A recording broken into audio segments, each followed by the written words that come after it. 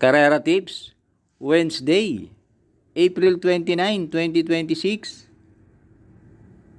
Race 1, 3-year-old and above maiden race. Distance 1,400 meters na merong 13 entries but 11 in betting option. Start nga to ng peak 5 na may carry over na almost 600,000. Dito sa race 1, pampremera ko yung 4, sterling pounds. Sakay ni J.A. Pastoral. Dating gumawa yan ng 128.8 sa 1-4. Kaya pampremera ko yan. At panigundo ko yung couple entry na 10 and 10A. Calling Dexter, sakay ni GL Ciego Jr. At Very Bear, sakay ni R.A. Base. Yan, dalawang yan, pares may panalo yan. Si Calling Dexter, magaganda ang tiyempo sa distansyang 1-2, merong 1:14 and a half. At si Very Bear naman, merong 1:30 and a half sa 1-4. At pantersero ko, sasama ko yung entry number 3, Mission Accomplished, sakay ni CB Diala. Yan naman, merong 1:15 sa 1-2. Kaya dito sa race 1, 4, 10, 3. Race 2, Pilo Accumulating Base Class 5, 17 to 41 split. Distance 1,400 meters na merong 11 entries. Start ito ng peak 6, races 2 to 7. 678,000 ang carry over sa peak 6. Dito sa race 2, pampremera ko yung entry number 4, May Diamond, sakay ni GL Ciego Jr. Meron yan 128 sa 1-4. At panigundo ko yung entry number 8, Chiller, sakay ni RC Baldonido.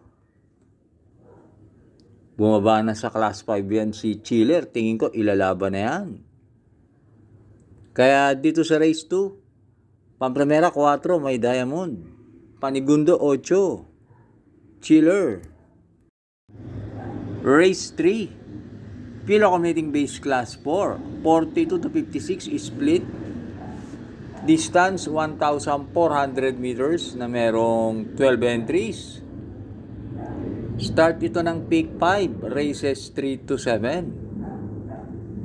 Dito sa race 3, pampremera ko yung 7, Mahusay Ay, sakay ni Pabs Caballeo.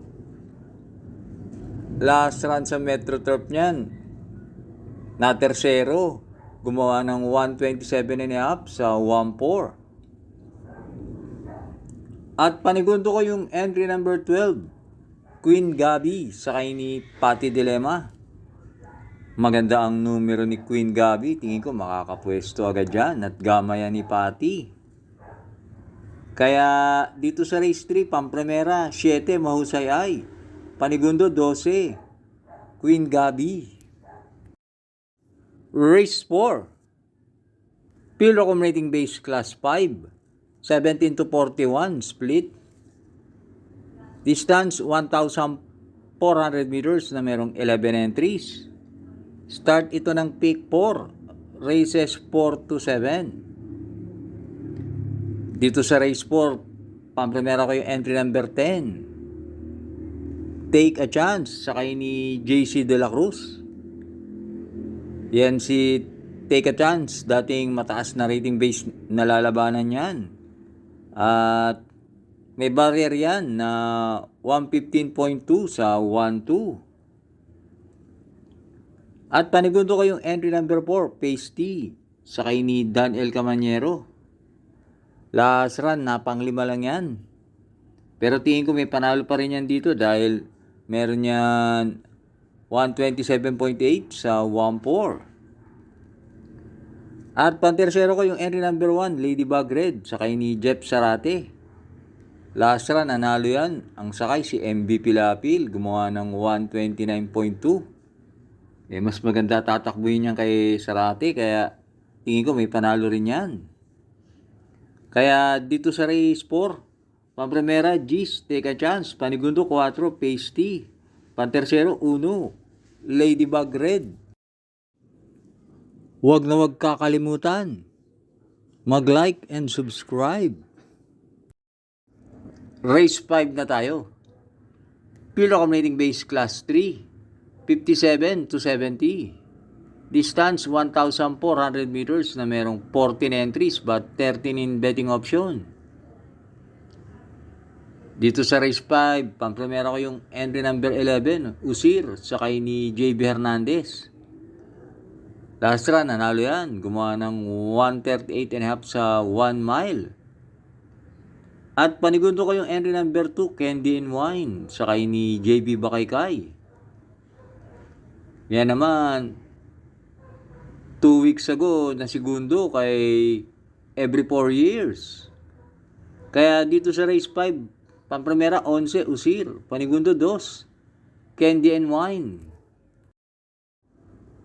Last double na tayo, race 6. Pilo Accumulating Base Class 4.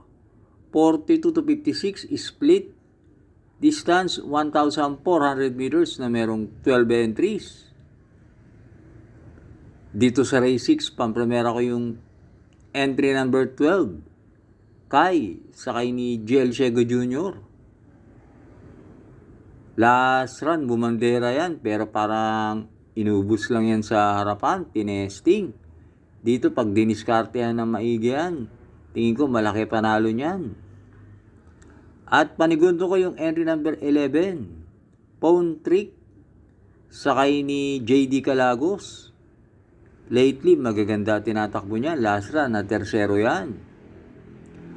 At pantersero ko yung entry number 5, Mangantana, sakay ni RD Raquel. Alam naman natin, isa yan sa may best time. Ilaban lang yan ang koneksyon, may panalo rin yan. Kaya dito sa race 6, pampremera 12, Kai. Panigundo 11, Pawn Trick.